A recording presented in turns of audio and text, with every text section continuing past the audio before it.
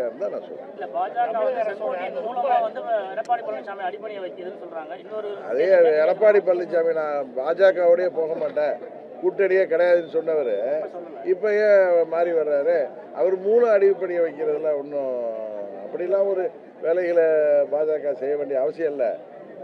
சென்னை உயர்நீதிமன்றம் தான் தேர்தல் ஆணையத்தை அந்த டிஸ்பியூட் எல்லாம் அந்த பிரச்சனைகள்லாம் விசாரித்து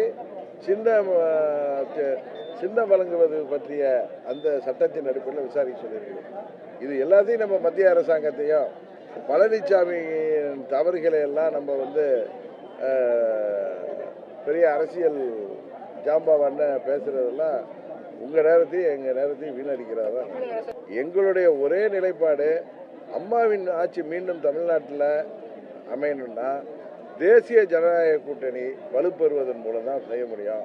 இப்போ அம்மாவோ புரட்சி தலைவரோ யாரும் இல்லை. ரெட்டை இலை வச்சிருக்கவங்கெல்லாம் அம்மாவாகிவிட முடியாது, படமுறை இருக்கிறதுனால வெற்றி பெற்று விட முடியாது. அந்த கட்சி பலவீனமாயிட்டு இருக்குங்கிறது எல்லோருக்கும் தெரிந்த உண்மை. அம்மாவுடைய ஆட்சி மீண்டும் அமைக்கணும் என்றால் அது வந்து தேசிய ஜனநாயக கூட்டணி உதவியோடு தான் அமைக்க முடியும்.